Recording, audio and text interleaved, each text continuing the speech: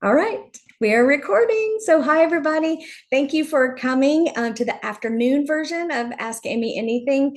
I have a few people who've reached out with some questions. They weren't able to join us here at this time, but that's okay because we're going to answer some of their questions here and send them the recording. And probably you have had some of these same questions.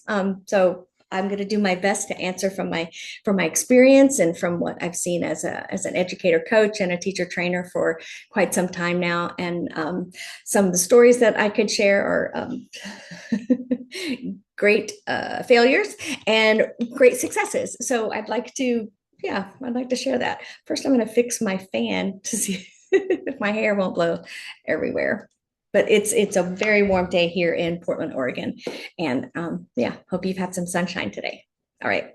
Okay, so let's go ahead and get into it, shall we? So the question that a colleague reached out to me with great heaviness in her heart was about a brand new assistant. And turns out, to give you some context, this is a Montessori guide who has had the same classroom assistant for many years. They had a great relationship, great vibe. They could almost see it, feel what the other one was needing at a particular time, and just were able to work seamlessly and almost without having to say anything to each other for a long time. And as things happen, people move on to different jobs, or they retire, or they shift into a different position in the school. And we just have to be flexible and celebrate when there is growth in our colleagues and when they're doing something different or doing something that helps them to stretch and grow professionally, right? But the true thing is that we can be really sad about that, especially a close relationship between a classroom lead teacher and a classroom assistant. That relationship gets so tight so quickly, right? So you have the same goals. You're both in service to children in the classroom. You're consistently and constantly watching to see and witnessing what children are doing, what messages are they sending you, because we know behaviors are messages, right? So whether they're standing on a table or flipping a shelf or something, they're telling us something. So what are they trying to get at? What need do they have that they're trying to get met, and do they have the skills to meet that need? Right. So from our observation, we could see what that is, right?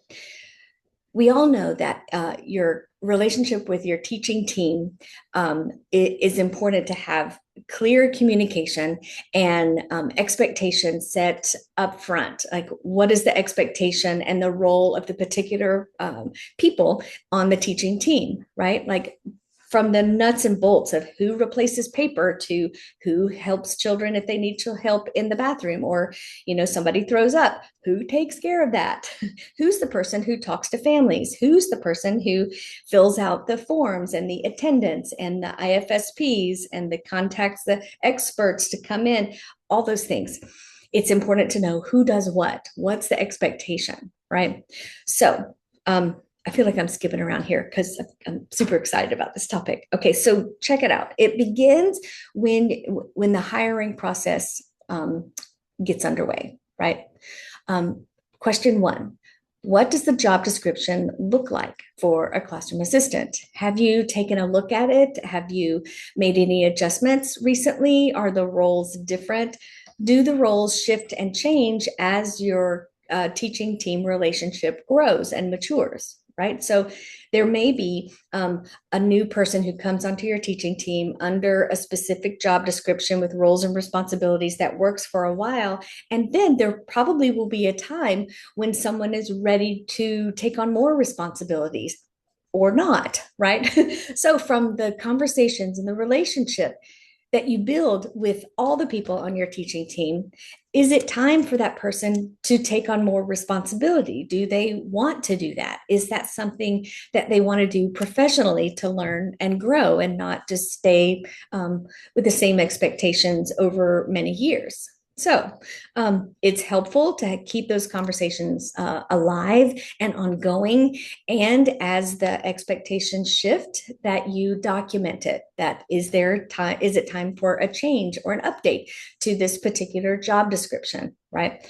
So with my, admin hat on, I think, wow, it's so important that that's clear from the get-go. And if changes are made, that you give people time to work into those expectations before you do any kind of annual appraisal or evaluation, right? So I learned from an HR mentor of mine some years ago that how important it was to give people time. And this mentor shared with me their recommendation to give them a year, right? So if you have a new job description in September, then you give them 9 months to a year to work into that before they receive any kind of formal evaluation, especially if the evaluation is tied to compensation, right? Or raises, right? So let's see. So that's just a little thought bubble there, how important it is that the job description match what the expectations are of the different people in your teaching team. So that's one of the first things I'd want to say to the teacher who shared that, oh my gosh, help, where do I start with a brand new classroom assistant? So many things were unsaid and unspoken between this seasoned, tight team before, right? Everybody knew what they were supposed to do and did it really well. And get this, I think this teacher is expecting that they will notice so many things that the classroom assistant did that they weren't aware of, right? Like, oh, you kept all the pencils sharpened.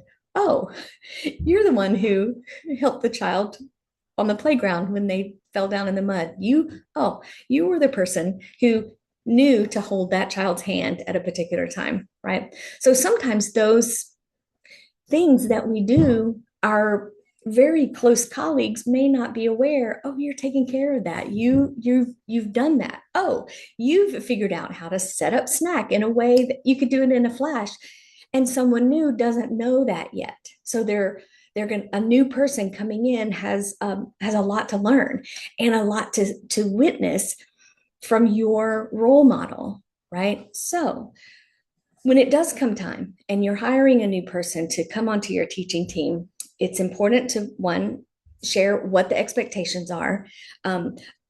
Before that, you're going to hire into that position, knowing that that person does have that skill and that desire and those strengths to work into what the expectation of the job is, right?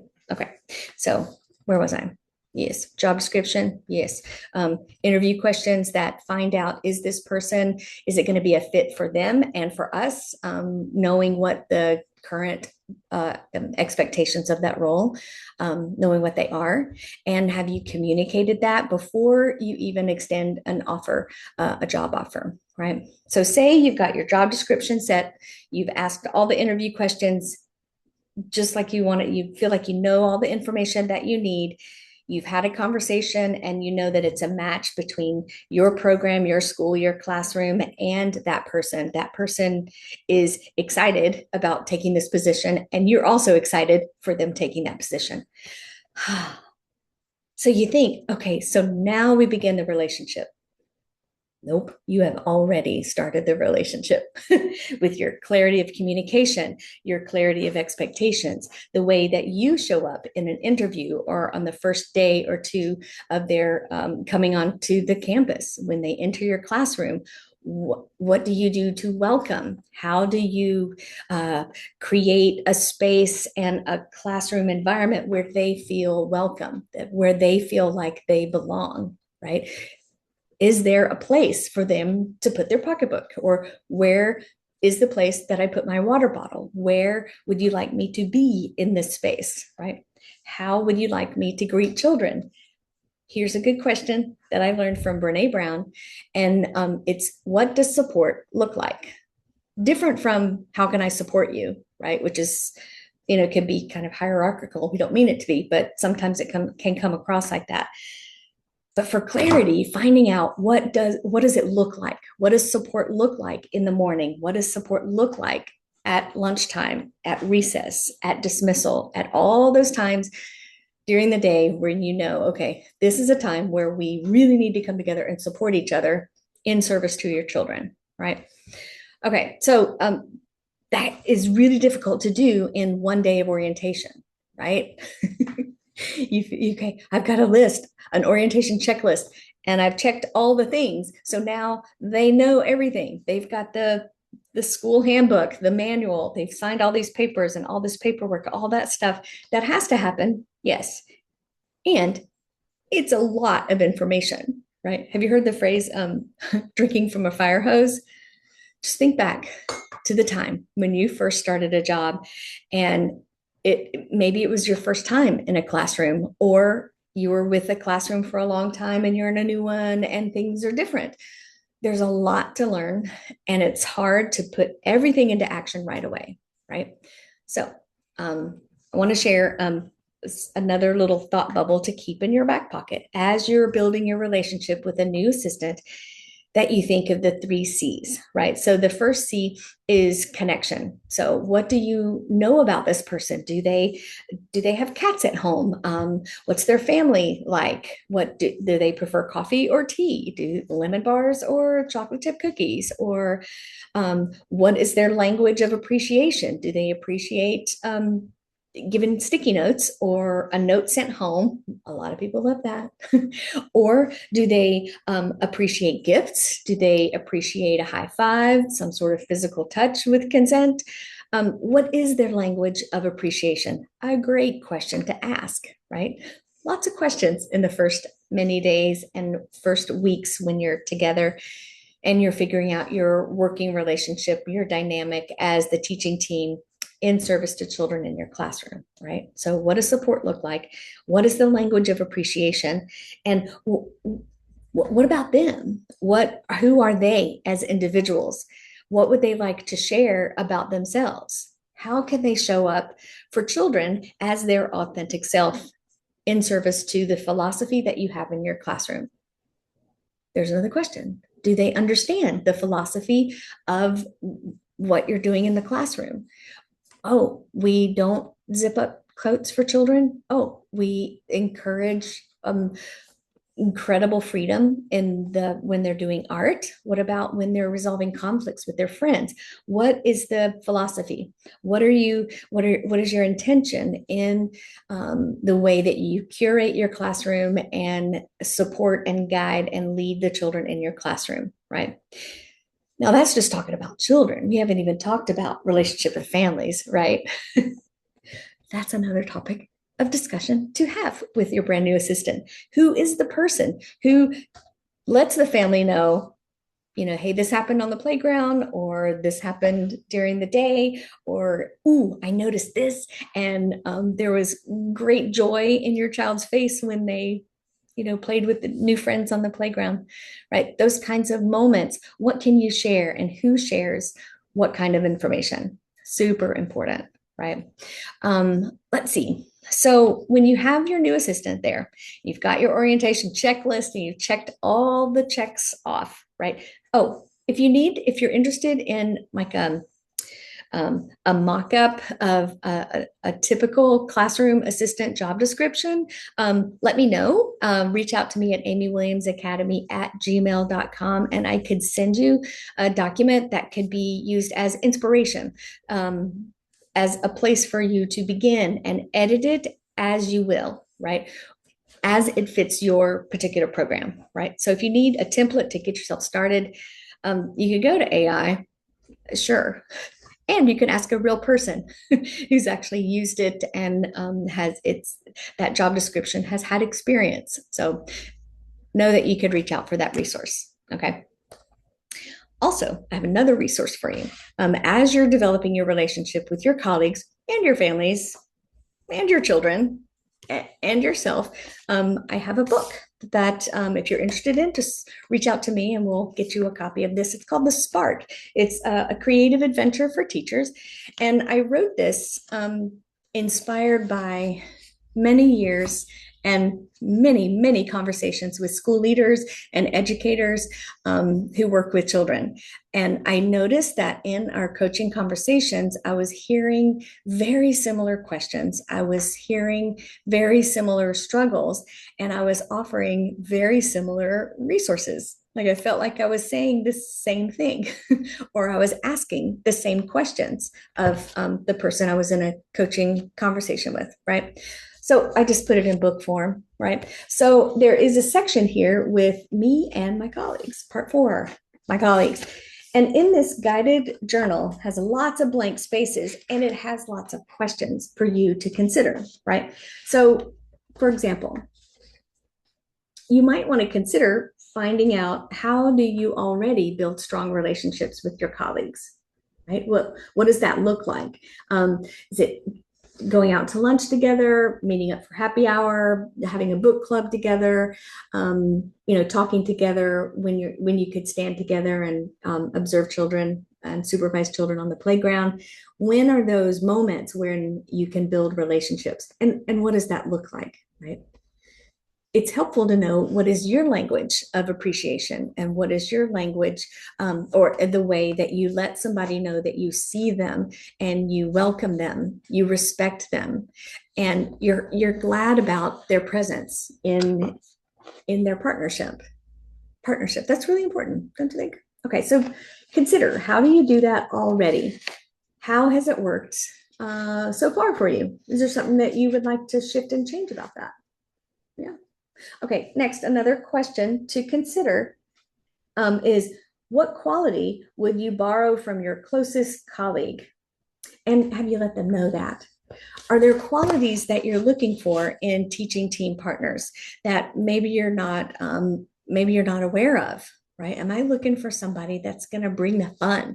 Am I looking for somebody that can help balance out my seriousness? I take things so seriously. I need some levity. Or I need somebody who believes just as strongly as I do about the sacredness and the power and the impact that we have on children and families in our community, right? Do I want somebody like me or someone who can complement me?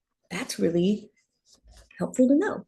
So think about, if you could go shopping for the qualities of the people who work around you, and you could say, yeah, I want to shop the quality of organization. I want to shop that quality of quiet noticing. I want to shop the quality of joy. I want to shop the quality of organized spaces, right?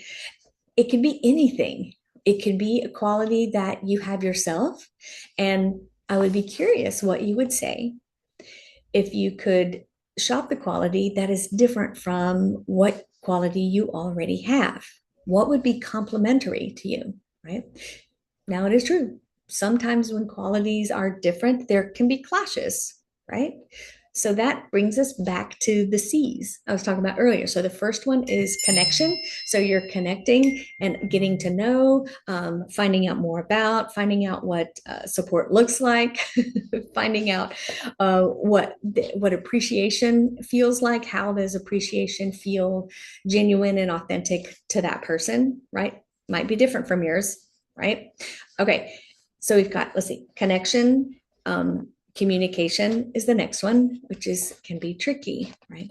What is the best way to let you know about if I have a suggestion to do something different, or if I want to let you know, hey, I have a new idea. I want to try something new today. I want to try something different. How can I let you know that? Right. And I think back to a teaching team I worked with some years ago, and it was very interesting. That worked for them. Now, it wouldn't work in every classroom, but check this out. They figured it out that this was a very seasoned classroom guide, classroom teacher who had many years in the classroom and had a finely tuned spidey sense. You know what I mean by spidey sense? They get a sense of like, something's going on in that corner. Not sure what, but something's brewing over here. And she could just feel it and tell from across the room. So if she was with a child giving a lesson or a presentation, or she was doing something over here and she got a little spidey tingle, she could make eye contact with her assistant or the classroom assistant and give a 1 or 2 or 3.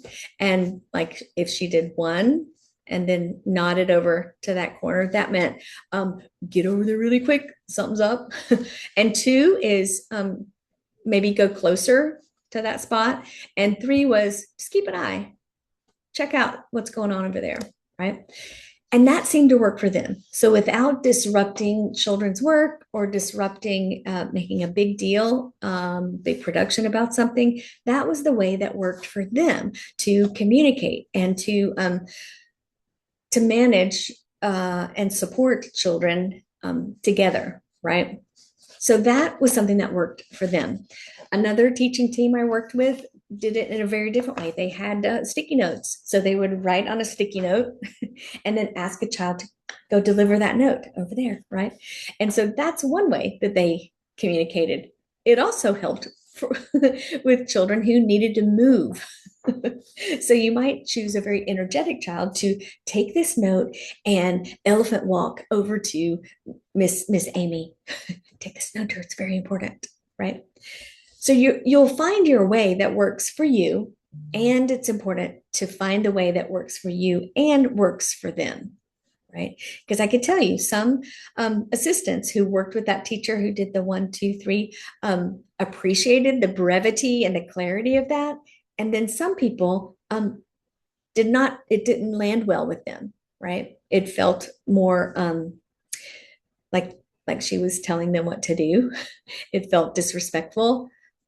So, important conversations to have in developing what are the ways we're going to communicate, right? Is it the 1, 2, 3 point, or is it the sticky note, or is it the look, finding each other's eyes across the room and raising your eyebrows?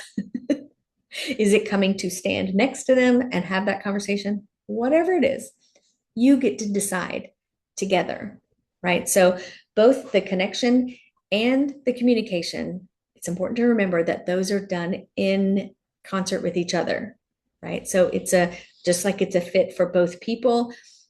That job is a fit for both people, the person taking the job, the person extending the offer for the position. That fit is so important, right? That there's mutual respect, mutual consideration, mutual kindness, right? And that's an expectation that you, as the lead teacher, as the lead educator, as the head of school, as the director, you get to role model that all day, every day, right? So that's important to know too. Okay, what you role model and what you show, what you expect of others is what you would absolutely do yourself, right? Okay, let's see. What's the other C? We've got connection, communication, and the last C is collaboration, right?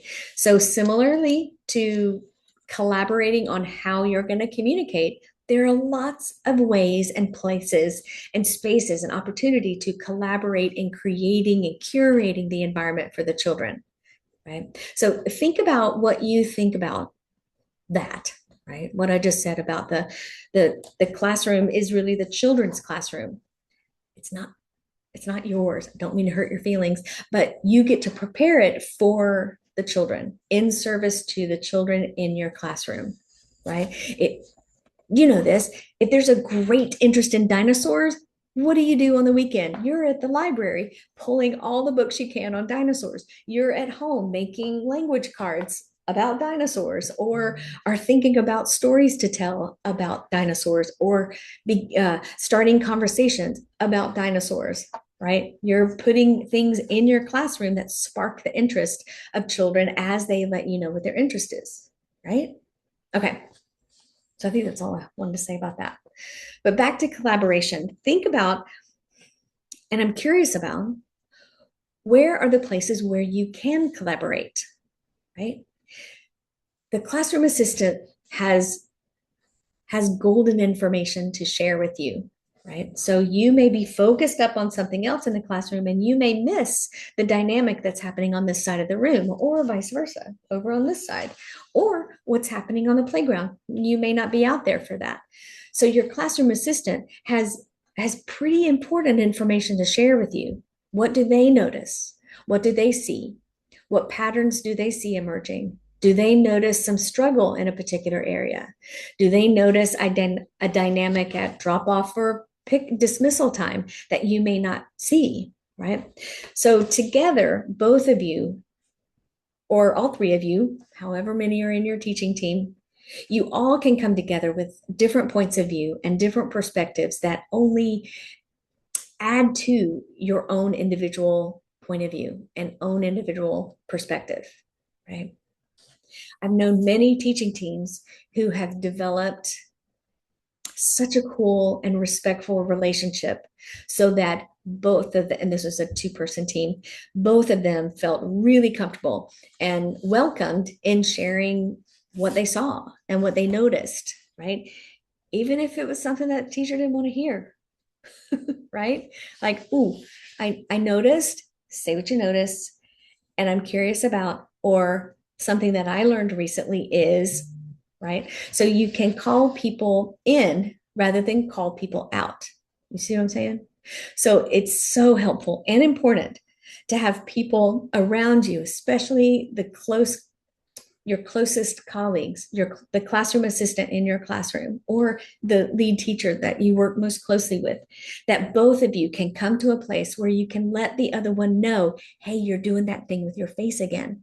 Or, hey, I noticed the tone in your voice sounds sharp. What does support look like? Or is now a time for a break? Or would you like me to take over this gathering? Or would you like that child to come stand with me? Or how about right?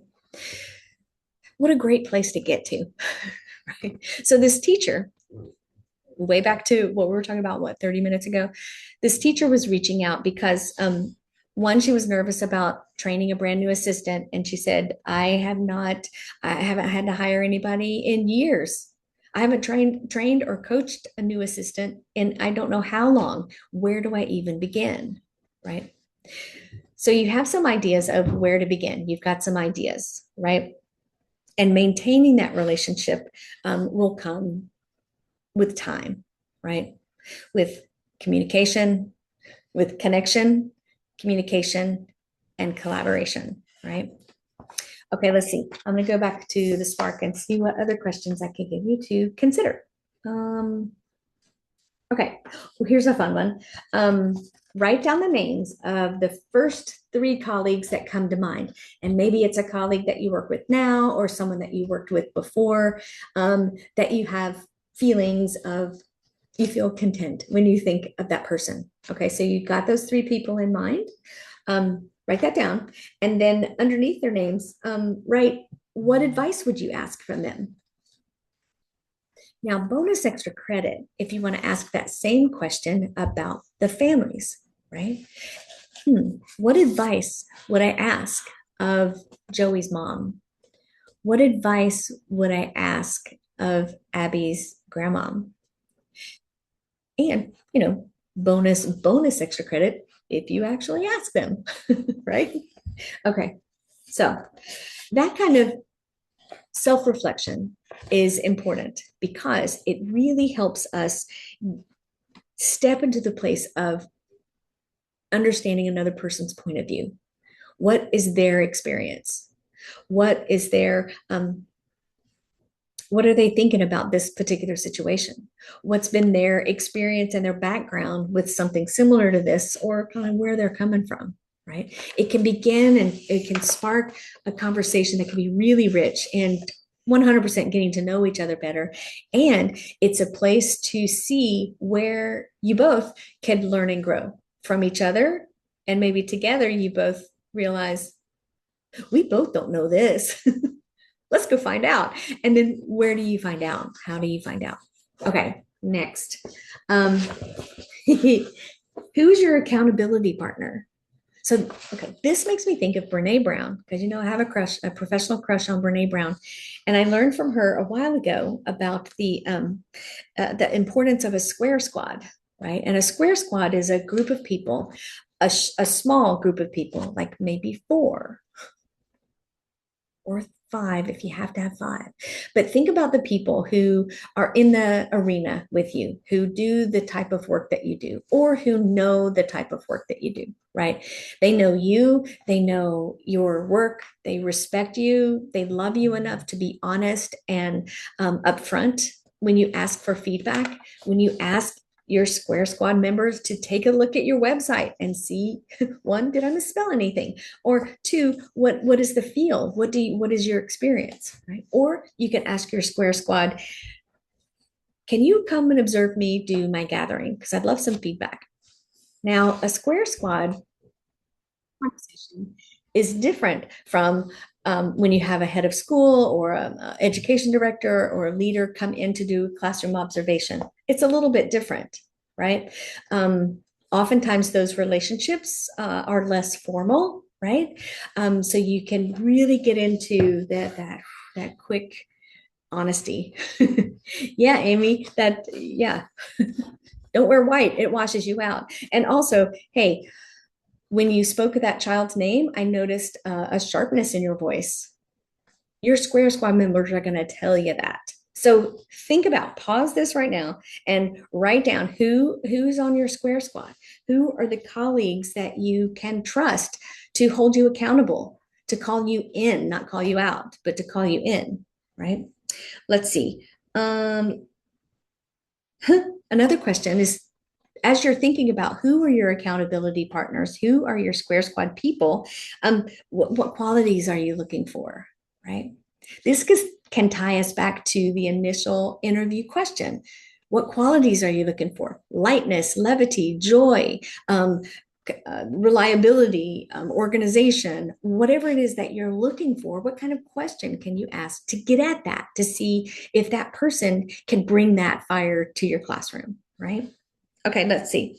Um, and I'd love to get back to the big question of what does support look like?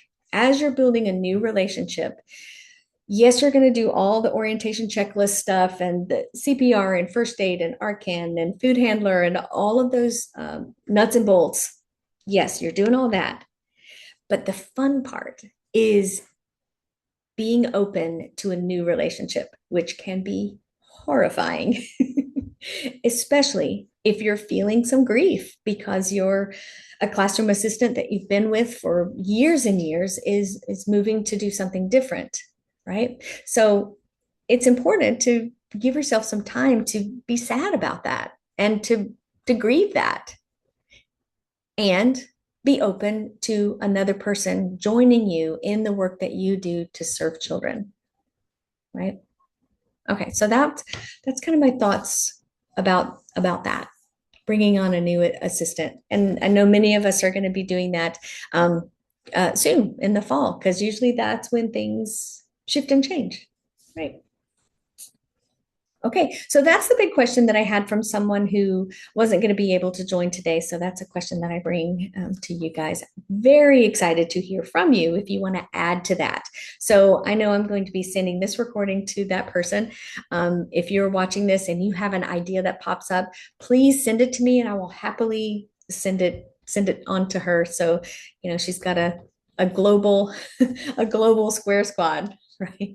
This is a person who is in the Czech Republic. So they struggle with that just like we struggle here in the United States, just like they do in Tokyo and London, all over the world, right?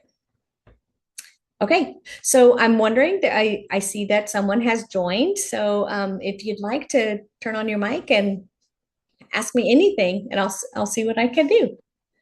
Do you have a question, Lizette, or do you just want to peek in and No, eavesdrop? I was just beginning. Thanks, Amy. Oh, sure. You're welcome. All right. Okay, I'm going to check right quick and see if anyone has sent a question. Someone who's not able to come today. We'll see if there's any other question that's coming our way. Let's see. Okay, hold on. Okay. Well, I don't see any burning questions right now. I do have a question for the community. Today, I'm trying an afternoon time slot from 5 to 6 Pacific time. Let me know when is a good time for all of y'all to have an opportunity to come together, where it's not just me answering questions, but I can absolutely be a facilitator and hear questions and tap into the brilliance of a larger global community. So as I send this recording out, if I hear more ideas, I will absolutely put those together. It looks like all of y'all are on my email list. So I could send those out. Any new brilliant ideas from any of your colleagues, Square Squad members that you don't even know yet. I can send more ideas to you so you could percolate and think, huh, I'm about to start with a brand new assistant. What questions do I ask? How do I begin? How do I create a space that's warm and welcoming? How do I connect? How do we communicate? And how can we collaborate? So as you're going, if you are interested in this book, certainly let me know. Happy to get a hard copy to you. It's also available digitally, so you can look at it on your favorite device. Some people like the hard copy because putting pen to paper has a different kind of impact than just typing it. So yeah, let me know. I can get you author copies, which are less expensive than Amazon. You can also get it on Amazon, but I'm happy to get you an author copy for less expensive than, Bezos would sell it to you. All right. Well, let's see. We've been live for a little while now, so I'm going to check in and see if our any of our folks who are here now want to ask any questions before we sign off for today. All right. So I will plan to do another one in July. I'd love to hear from you if there is a better time so that you can join. Think Pacific time. So I'm here in Portland, Oregon, and I'm happy to do a crack of dawn here if it's later afternoon for you, wherever you live, or later in the afternoon or later in the evening, whichever works for the Amy Williams Academy community. Okay. So until next time, hang in there. You got this. Enjoy some sunshine. Take some deep breaths. And yeah, see you next time.